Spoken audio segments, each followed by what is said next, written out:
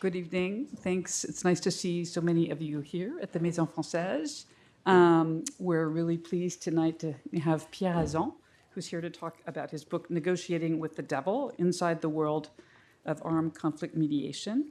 And he'll be joined in discussion by Jean-Marie Guéhenno.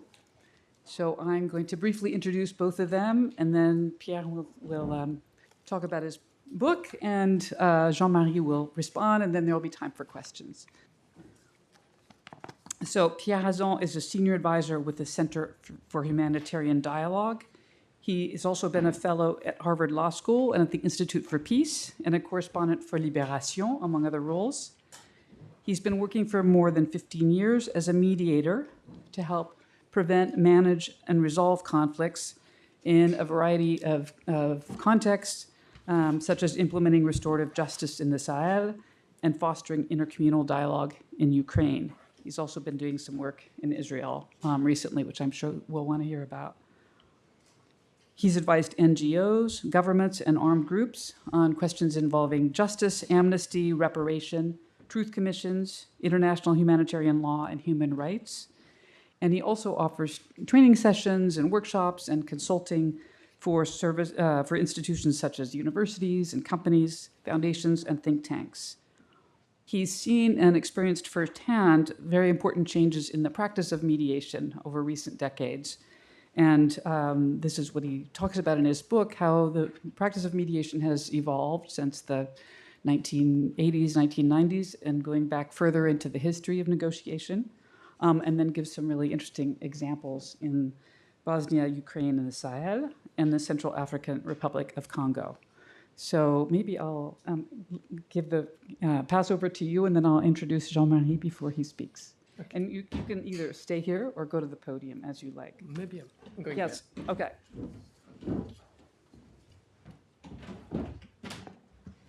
Well, good evening, everyone, and thank you so much, Shanny, for having me. And I'm looking forward very much to discuss with Jean-Marie Guéhenno and with you also. I don't know if you are like me, but every morning I'm just wondering what's going to happen today. Yesterday it was Gaza Riviera. The day before it was Canada or Gulf of Mexico or I don't know, so many things. So it's difficult to keep track. And I think the message is pretty clear. And the rules of the game are changing, and they are changing fast. It's very surprising, and I think I wouldn't have imagined not long ago that Pax Americana, basically which was built after World War II and was developed after 1989, after the Cold War, would be destroyed by an American president. I think it's something quite unbelievable. I guess it will bring some short-term benefits for this administration, and I guess huge losses for international security, including for national American interests. So we are witnessing an assault on ICC, International Court of Justice as well, the UN obviously, WHO, USAID, and basically all multilateral organizations. So I think we are moving to a very volatile world and very dangerous world. Before coming here, I wanted to take stock of where we are today. And I think the world before was far from being perfect. And so I didn't want to take the 90s and the end of the 90s, which were a positive period. I wanted to take only 10 years ago and to have a comparison with today. And the comparison is striking. In 2014, which was a bloody year, You may remember it was Crimea and war in Ukraine, Donbass already. And still there were 100,000 battle deaths. Today is 250,000 10 years later. So huge difference. If you take the number of conflicts, it has risen from 40 to 55. If you take the number of defense spending, it has grown by 50% from $1.7 trillion to $2.5 trillion. So if you take a lot of different indicators, all are basically telling the same story. The world is getting dangerous, everyone is afraid, and everyone is investing in defense. So what does it tell us? I think the first point is there is a security crisis in a fragmented world. There is also obviously contempt for the laws of war and for international law and multilateralism. There is obviously macho politics, and not only here, but take Erdogan, take Netanyahu, take Putin, take Xi. So it's obviously different worlds with new imperialism. And here, obviously, it's we discuss about Greenland and other places, but think about what's happening in Rwanda, for instance. Rwanda is helping M23 armed group basically to invade and to take over DRC and so many other places. So it's obviously something for concern. So in the next few minutes, I would like to discuss 3 points. The first one is about the norms. I mean, mediators are working according to geopolitics, and we just mentioned some trends in geopolitics. And the other dimension in mediation is norms. And we are going to see how norms have evolved today from the 90s and from the 9/11. The second thing I would like to address quickly is the question of moral dilemmas for mediators, which are related to norms. It's something which mediators don't talk about it because it's very embarrassing most of the time. And I think it has to be addressed as well. And the third thing I would like to discuss briefly is where we stand today in terms of mediation. So maybe the first thing is about norms. The 90s were a period of the liberal peace paradigm. And the liberal peace paradigm worked on basically 2 legs. One of them was a lot of mediations were happening in Central and Eastern Europe, but also in Namibia and Cambodia and so many places. And obviously mediation played a huge role to bring a lot of countries from civil war or oppressive regime to a more democratic society.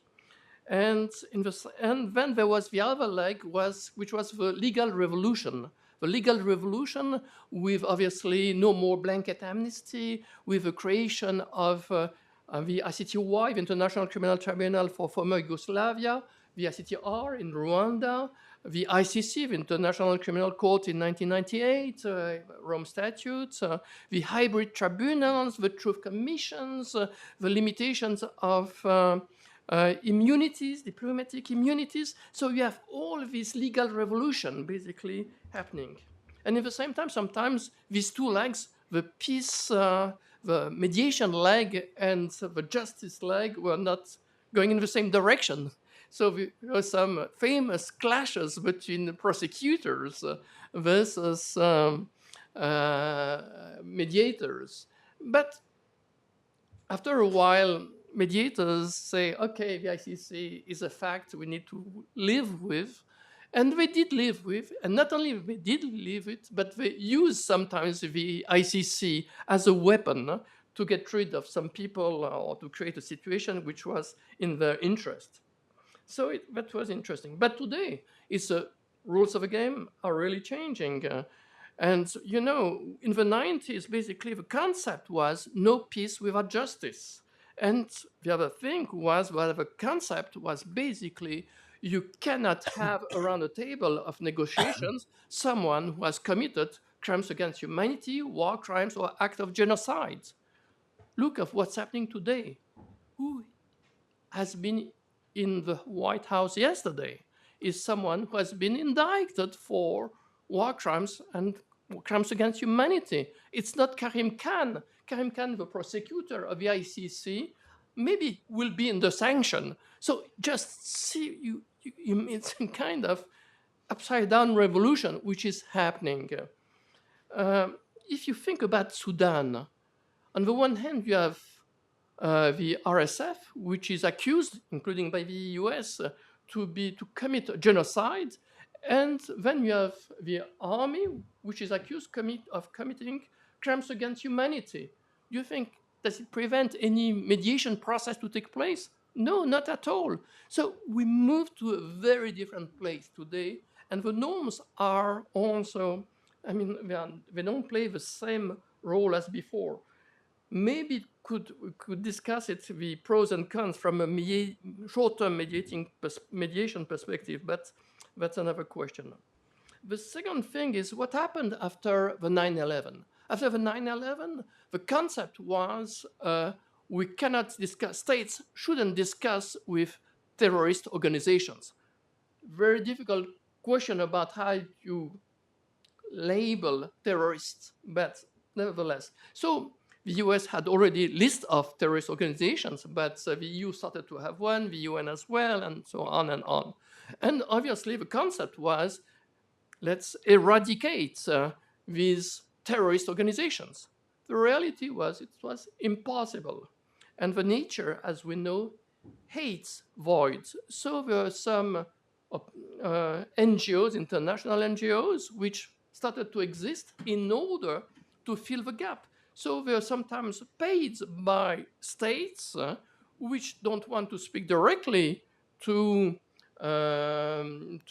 terrorist organizations, but are ready to pay some money to have someone else paying to discuss with the very bad guys. So there was a level of hypocrisy, which we can understand. But today, what do we see? We see the US discussing with Qatar and Egypt, trying to broker some kind of an agreement with between Hamas and Israel. So you see, even the US, which was so strongly opposed of discussing with so-called terrorist organizations, is ready to do it today. Same between Lebanon and Israel. Who is in charge in Lebanon? Hezbollah. What's happening in Syria?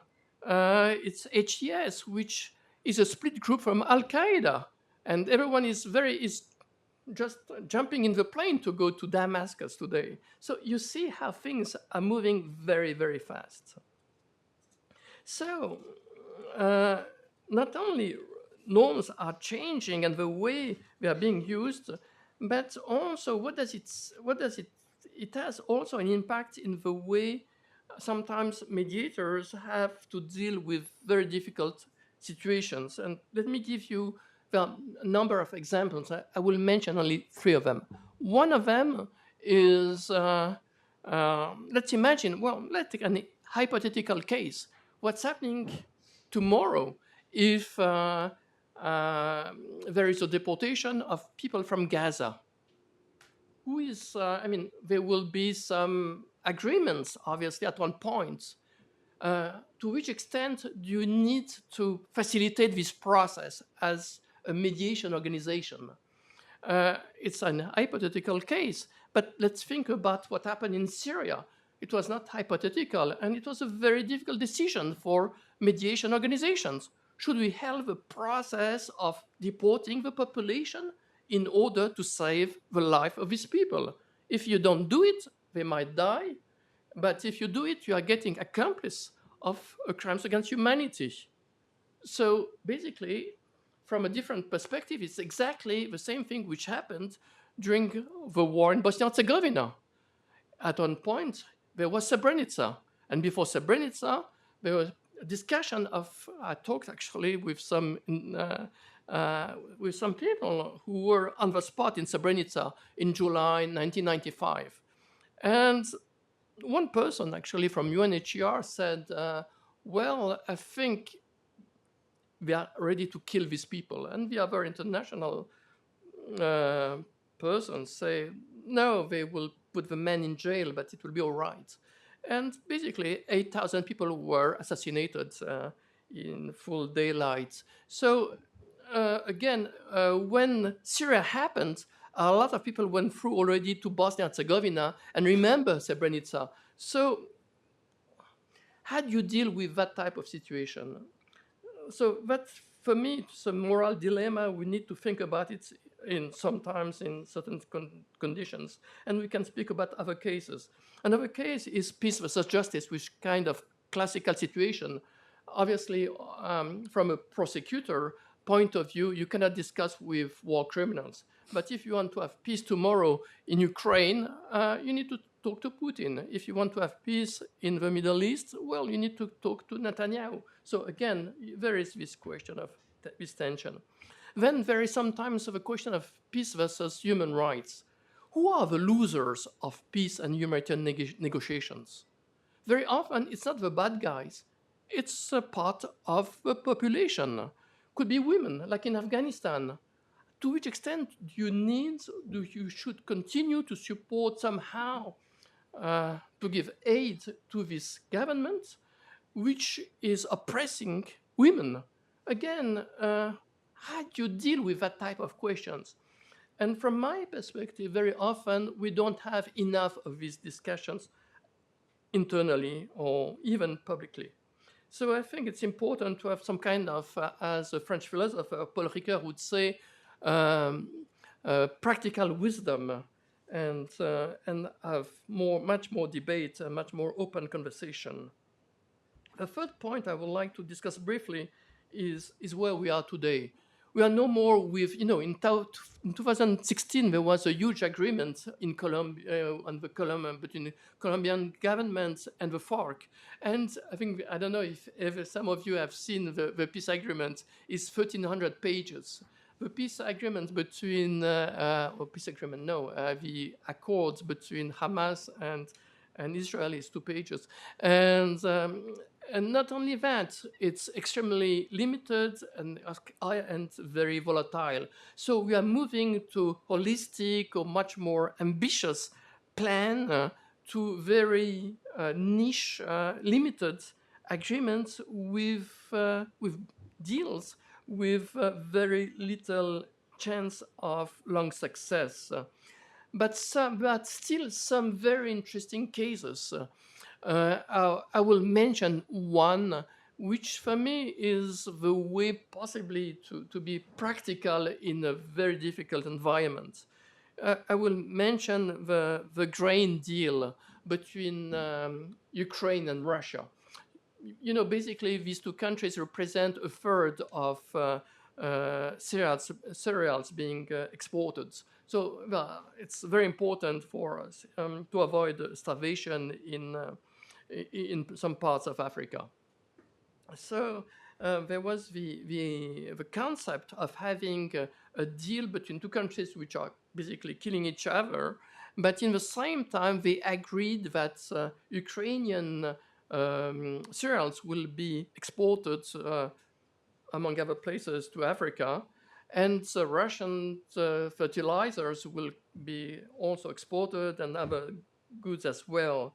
But what was also interesting is to have a private sector, and I'm thinking about the insurance companies and maritime companies to be involved. So there are so many different actors, plus the UN, plus Turkey, plus not mine, but the NGO I'm working with. So it was extremely complex, but very interesting operation to prevent a famine. And it was reconducted twice, and then Putin said, "Well, I'm no more interested. It's not in my interest," and it stopped. And so you see the fragility of these deals. which brings to the end of my presentation. So where are we today? I think there are a number of new areas which could be developed. There are some opportunities. One, obviously, and there are difficult opportunities to size, but still they exist. One of them is about the digital world. You know that there are a lot. I mean, war is today being fought also through the digital world, hate speech and artificial intelligence and all of that. And we need somehow to deal with these new realities. So we need to have a kind of digital diplomacy. And one of the ideas is to create ceasefire. We all know what a real ceasefire in life is, but what is an electronic ceasefire? It's much more complicated to monitor. But there have been interesting examples in central Nigeria or in Bosnia and Herzegovina to have codes of conduct which have been established to limit hate speech. So there is a question of posture of age. Climate change, there have been a lot, dozens of very fragile agreements between different communities in the Sahel region. I'll be happy to talk more about it. Between different communities, basically between the farmers and the herders, because we are fighting about regarding limited resources.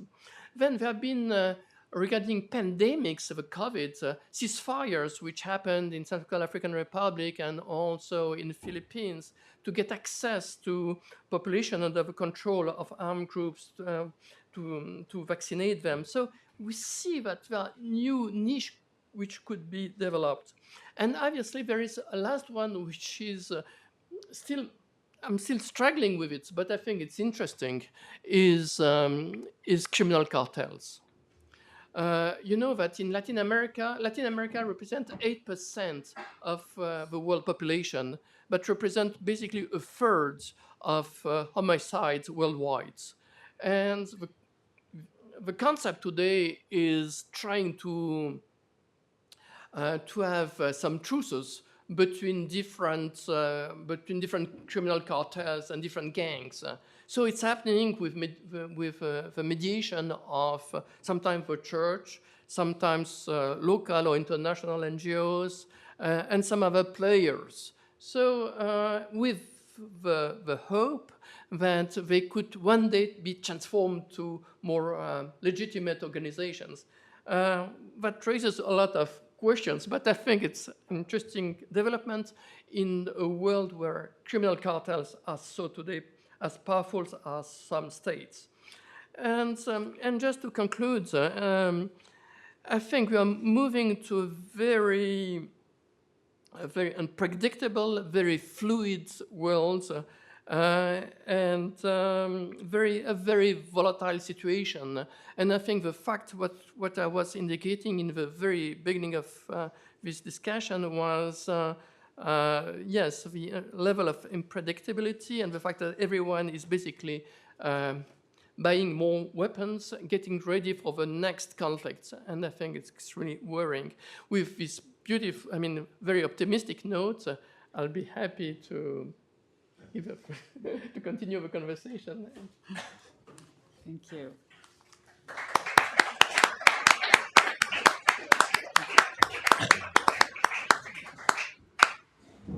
Thank you so much. I'm sure there'll be a lot of questions in just a moment, but first we're going to hear from Jean-Marie Guéhenno, who comes from a very different perspective on these questions, and it'll be interesting to see the contrasting experiences and perspectives. He is the inaugural Kent visiting professor in conflict resolution at SIPA, the School of International and Public Affairs. He first came to SIPA in 2010 to serve as the director of the Center of International Conflict Resolution and the associate director of the Arnold Saltzman Institute for War and Peace Studies.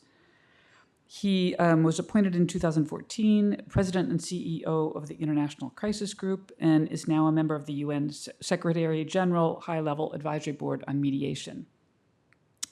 One of his principal roles was that he served as the United Nations Under Secretary General for Peacekeeping Operations from 2000 to 2008, and led the largest expansion of peacekeeping in the history of the UN, supervising 100,000 workers and intervening in 18 missions. He's also an author of The End of the Nation State and numerous articles that I won't try to enumerate here. And he is a distinguished fellow at the Brookings Institution, chairs the scientific committee of the Institute for Higher Defense Studies in Paris, and is a board member of the Carnegie Corporation and Stockholm International Peace Research Institute. So you're welcome to stay there, go here. Okay. I have to follow the leader. Yeah. Okay.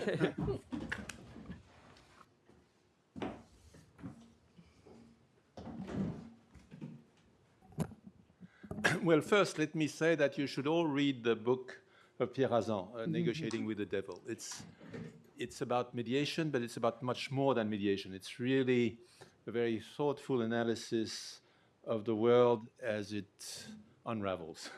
No, it's a very, very interesting book, very rich. I had read it in French. I read it again in English to prepare for this evening, and we could spend a whole day discussing the insights of the book, including specific conflicts like Bosnia, like Syria, where there is really, like the Sahel, where there are really very, very interesting insights. So I won't do justice to the book because I would have to speak for 2 hours or more. But I will start with what you said, Pierre, on this world, this unraveling world of the Pax Americana. It is indeed striking to see the architect of the post-World War II order now becoming the architect of its destruction. And that, I think, has many countries losing, when it's as if you had a compass and suddenly the compass doesn't show the north and the south anymore. And it's particularly troubling for countries like the countries from the continent I come from Europe, for these countries, the United States has been the natural horizon, so to speak, of a Western world. But for the non-Western world, for the global South, as is said, I think it's an expression that I don't like that much, it is also quite troubling because in some ways the United States was nevertheless, you might not like it, but it was underpinning that world. And what strikes me is that really what you have is raw power as the new norm. That's why, if one can call it a norm, that might be a slight, small disagreement on words and on substance, because I don't think we are seeing new norms emerging. We are seeing raw power asserting itself without any restraint. That in some realists would say there's nothing new there, but there is something new because countries, they don't move on the map. They have neighbors. They have geography is in some way destiny up to a point. And so that means that there is a kind of, most of the time, not always, and that's why there have been so many wars in the history of the world, but most of the time, there is a kind of restraint because you know that your neighbor, you will have to face it 10 years from now, 20 years from now. That's what I told President Kagame once, that he might think that Congo is very weak. That's true. But Congo will still be there in 10, 20, 50 years. Is it the best interest of Rwanda, a tiny country, to sort of try to cut it into pieces? But that's so raw power. There's a restraint of the sense of long-term structures, and there is a restraint of international law. Books have been written on what international law means, and indeed there is no enforcement mechanism, or the enforcement mechanisms that were devised with the hubris of the post-Cold War. We now see their weaknesses, but nevertheless, countries don't want to be shamed into blatantly violating international law. And what strikes me today is that there is no more shame. There's no more shame on the part of the United States, which is particularly troubling. There's no more shame when I look at Russia. Russia was always a stickler in the formalities of international law. It doesn't bother anymore. And that's quite interesting, because that's really a break with a tradition of Soviet and Russian diplomacy. So we are in deep trouble. And I'll just take a few points. International justice. I take those few points because I think they are the roots of what we are seeing now. It didn't happen just because of the election of Trump. It's something that is, in a way, the culmination of a process that has been going on for years, this gradual destruction of norms. It's now, of course, Trump is in the lead, so to speak, in the destruction of norms, but but this is a trend that he has joined. This is not something he has created. International justice, for instance, what strikes me is how, I mean, you mentioned the word, the weaponization of international justice, which is a contrary of justice. I have seen it, I remember in Sudan, when the international community didn't know what to do with Bashir, with the then president of Sudan. So it kicked the can to justice as a way to put some pressure on Bashir and also to just not have to deal directly with the issue. That's a fairly dangerous way to approach things because it doesn't really salvage peace and it destroys justice. And so I think we are very much in agreement on that. Another element of the destruction of norms, and of course there I look at it with my old UN hat, is the war, the so-called war on terror, enormously accelerated the destruction of norms. And fundamental norms, especially the norm on the use of force. Because when you read the Charter of the United Nations, the basic idea is that unilateral use of force is the exception. You can do it if you are attacked, but that's it. And of course, the circumstances of 9/11 had not been foreseen by the drafters of the Charter. When the use of force, they saw Germany invading Poland. That's a clear-cut aggression. A non-state armed group creating havoc in a country thousands of miles away, that was not at all in the thinking of the Charter. So there was a real dilemma for the Security Council. What is striking, and I remember being in the Council when the resolution following the attack was adopted. I remember Lavrov, who was at the time the Russian ambassador to the United Nations, saying, oh, we have extended the right of self-defense in a massive way. He said that with a kind of Cheshire cat smile. And that was true. And ever since, we have seen the unilateral use of force in a variety of circumstances.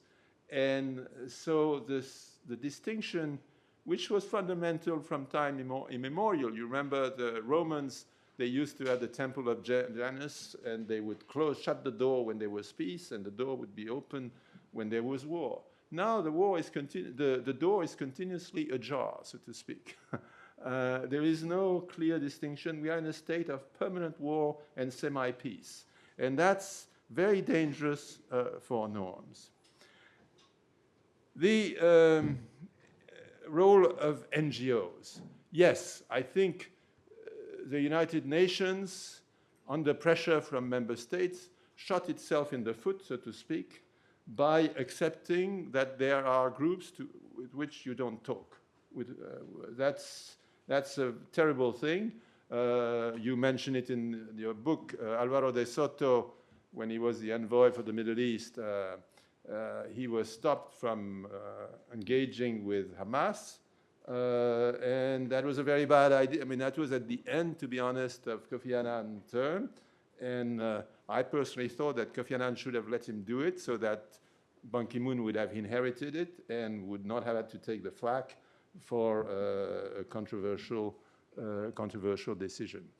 Hezbollah, the peacekeepers, they talk all the time to Hezbollah because it's it's an interlocutor on the ground. You cannot ignore it. But there are all sorts of constraints on that. And the constraints have been amplified by the interpretation by the Supreme Court of the United States of the law. You mention it in your book, which means that if you give if you have a discussion with some person put on the terrorist list, and you give a glass of water, while you're advising that person that's a bad idea to go for terrorism, you're nevertheless supporting terrorism because you are diverting resources that could be resources of buying a glass of water. You are diverting, that's the reasoning of the Supreme Court. You are diverting those resources that then they will be able to buy bombs instead of buying Evian bottles. That's the thinking of the Supreme Court. So you have this ridiculous constraint that means that NGOs indeed now play a role, and I was chair for a number of years of the Center for Humanitarian Dialogue, and I think this is one of the great organizations that does what the United Nations and states do it through their intelligence services, but they do it underhand, so to speak. One other point that I want to briefly mention too is when you discuss the ethical dilemmas of mediation. And there I look at it from my perspective as a former head of peacekeeping.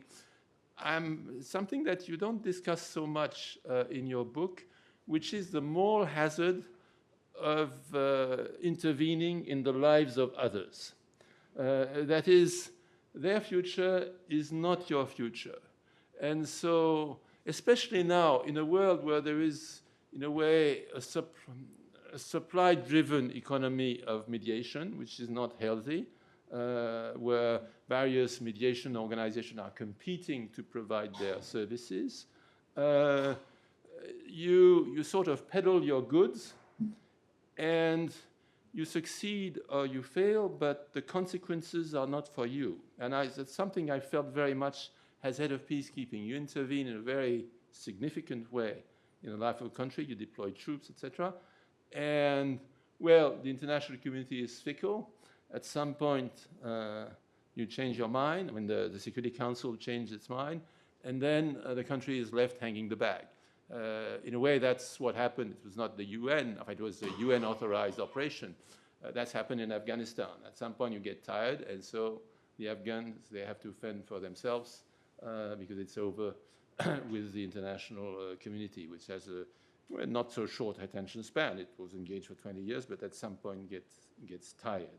So, to conclude, on the new world that you describe, I could not agree more on the blurring of the line between politics and crime.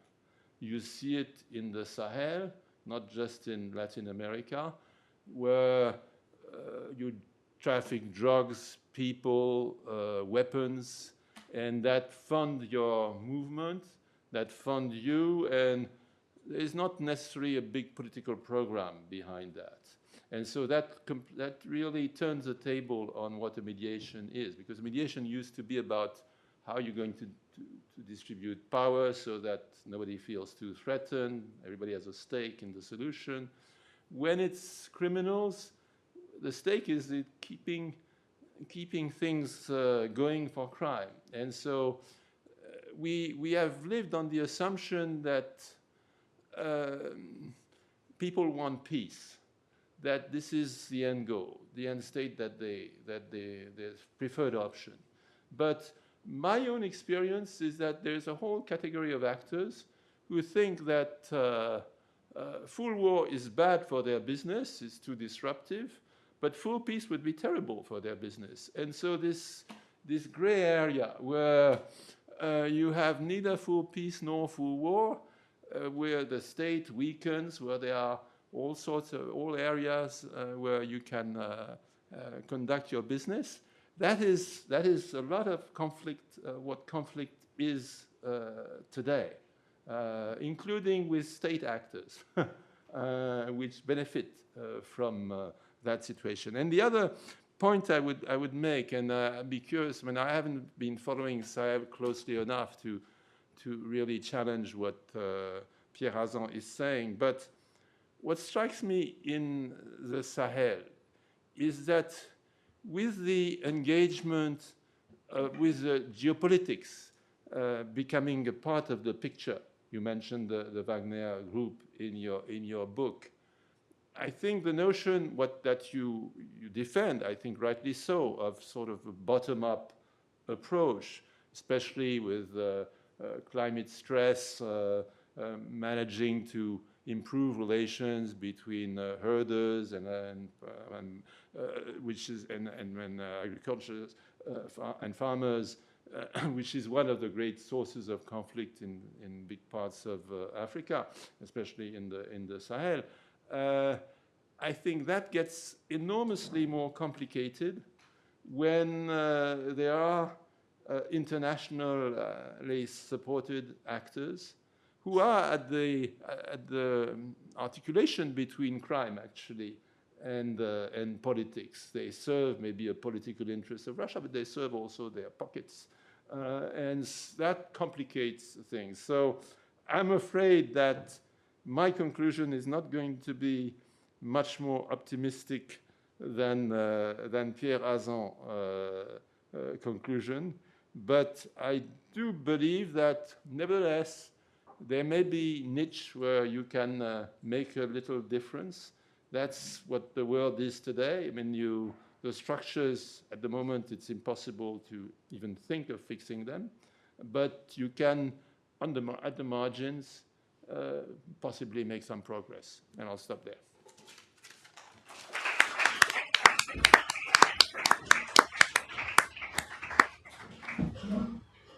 So, Pierre, would you like to respond to anything that Jean-Marie said before we open for questions?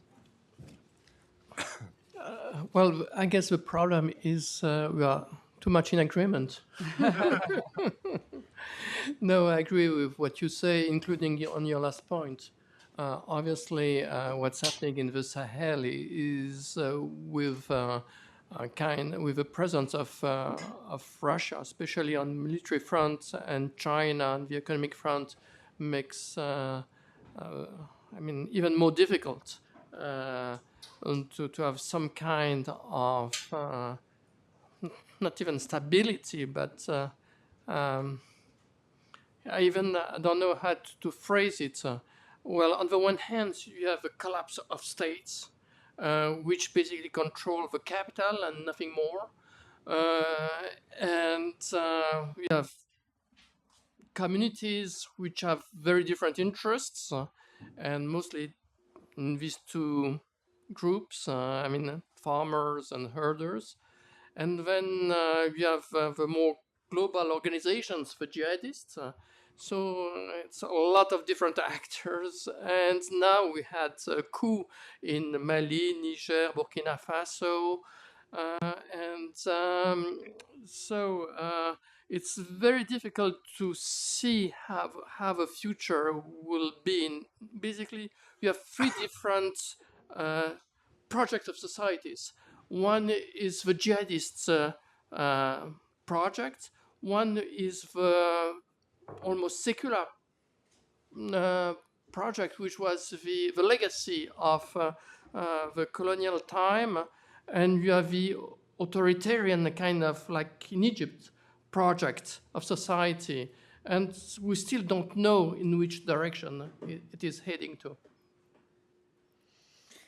Thank you. If I may react to that. Yeah. I think one big issue is that indeed the sort of democratic project is linked to a colonial experience. And so that discredits him. I think it's wrong that it's discredited by that, but that's the political reality, and that complicates things enormously.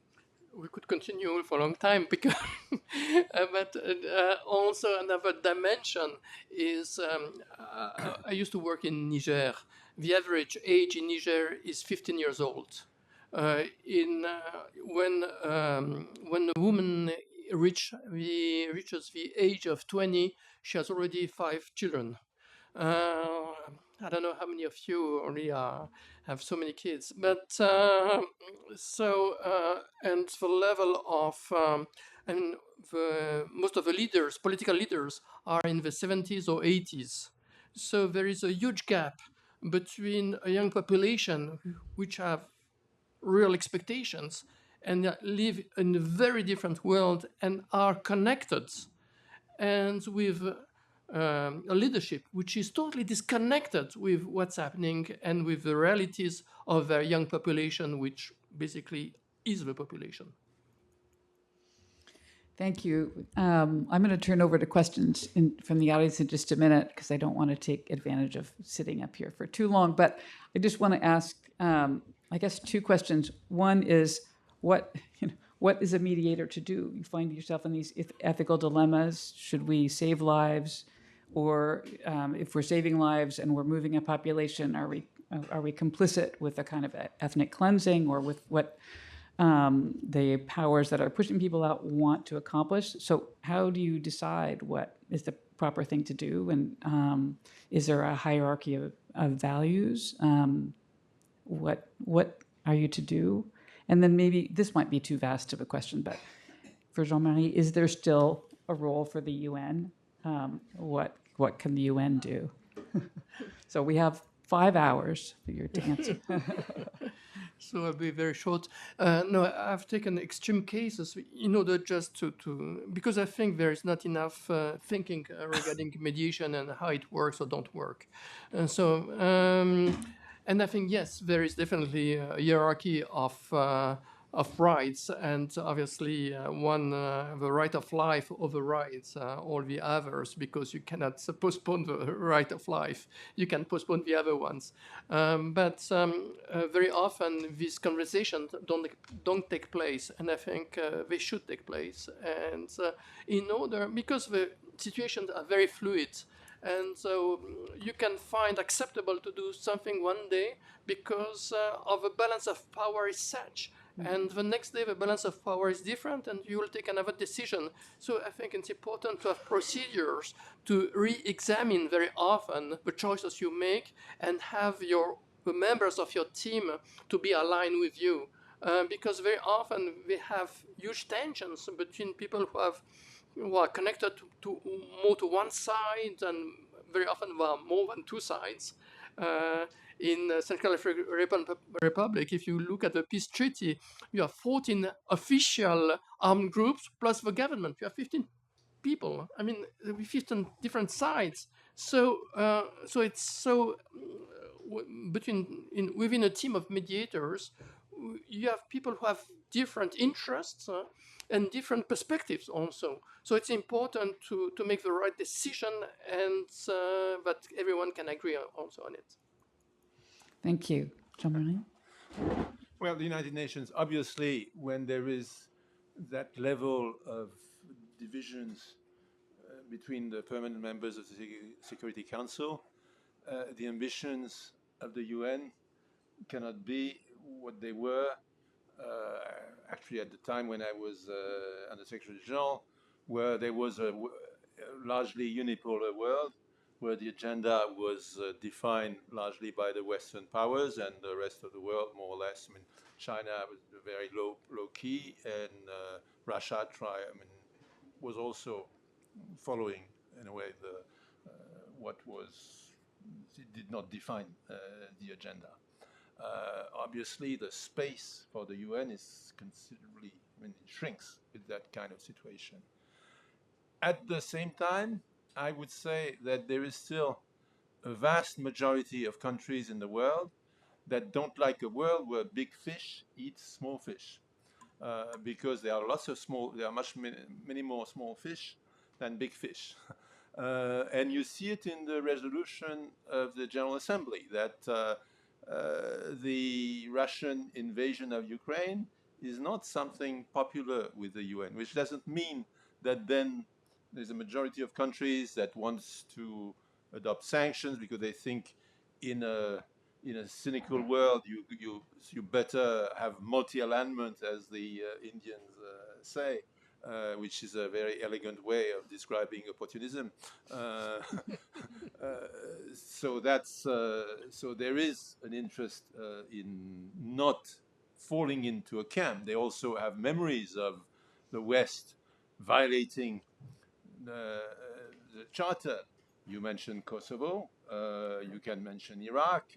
So the examples of violations of the charter by the West are numerous, in the sense that the West gets more outraged when its direct interests are at stake than when it's not direct interest. So all of that explains the discrepancy between almost unanimous condemnation of aggression and a very low level of support for a Western camp organizing, in a way, a sort of battle, its counterattack. But that discrepancy, I think, it should be used because I believe, maybe I'm naive, but I believe that on that basis, some coalitions can be built, issue by issue.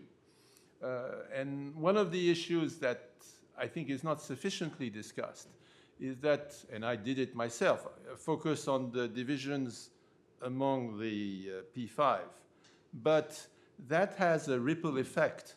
And when you look at regions, when you look at how regional actors, in a way, take advantage of those divisions to pursue their own semi-imperial hegemonic, regional hegemony agendas, you see that the problem is not just with a handful of countries.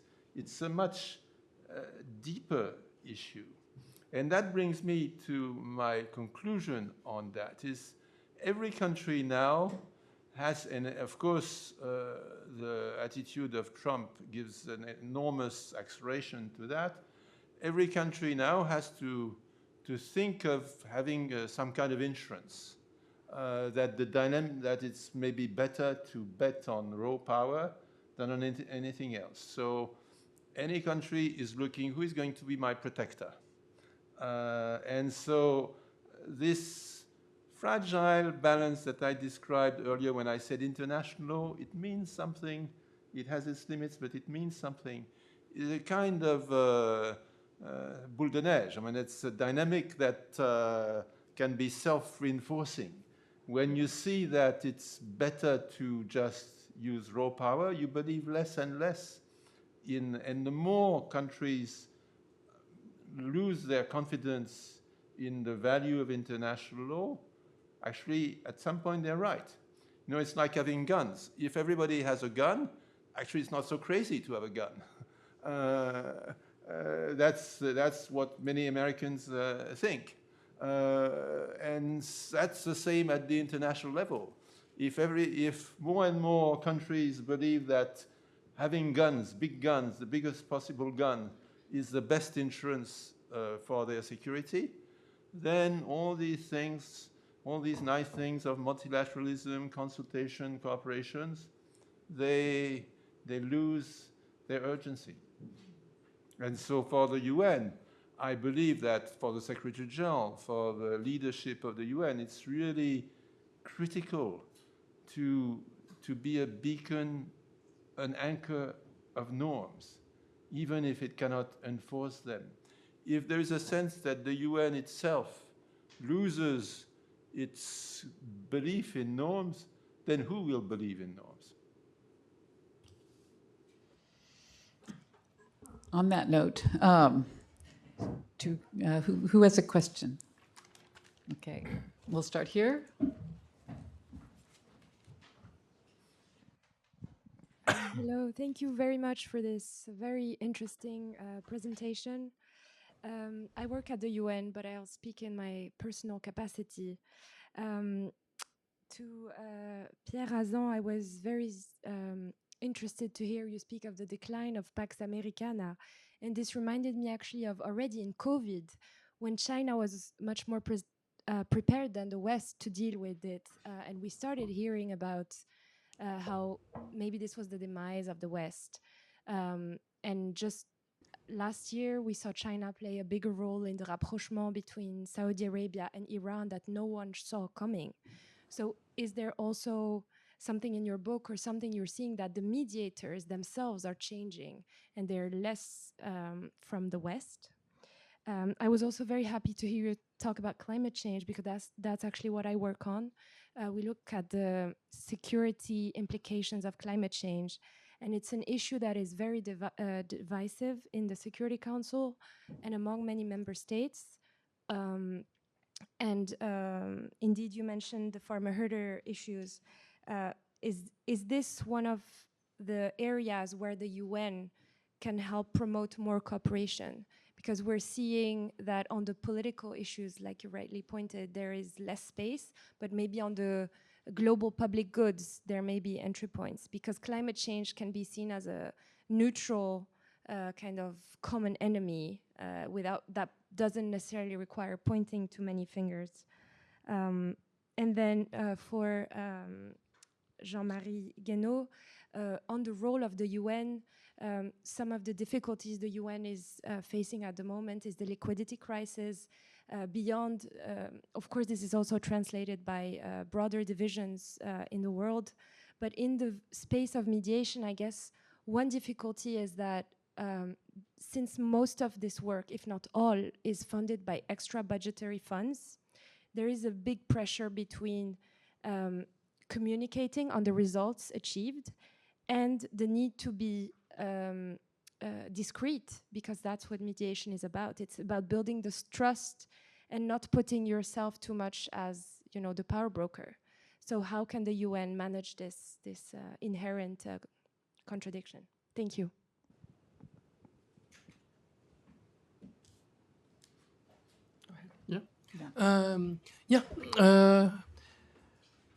You are absolutely right. I mean, the mediators are different today for a number of reasons.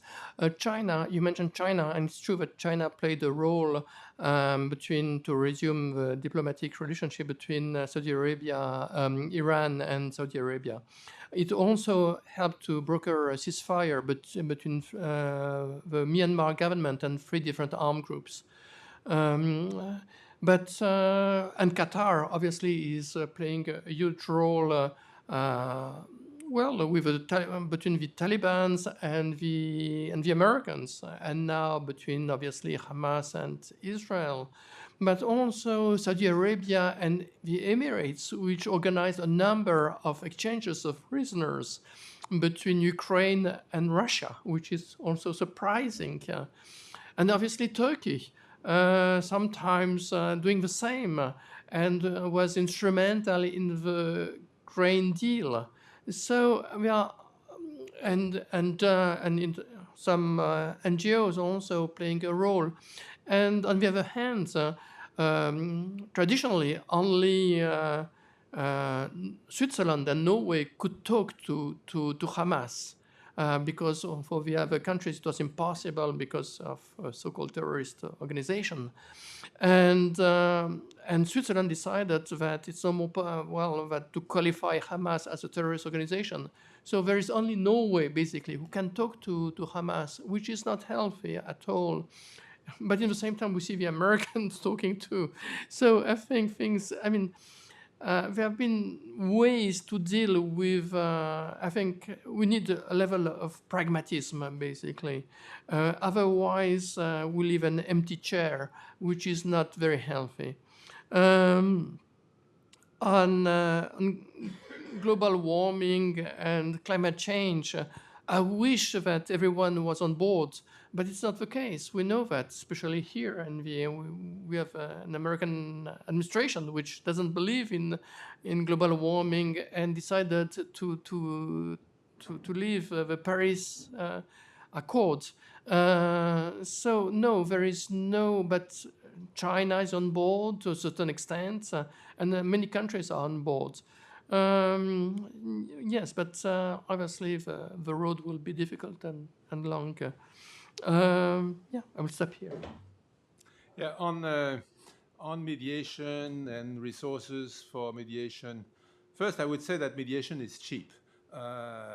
It's much cheaper than peacekeeping. You have to pay a few people and then a bit of travel, and that's it. So it's peanuts in terms of budgets.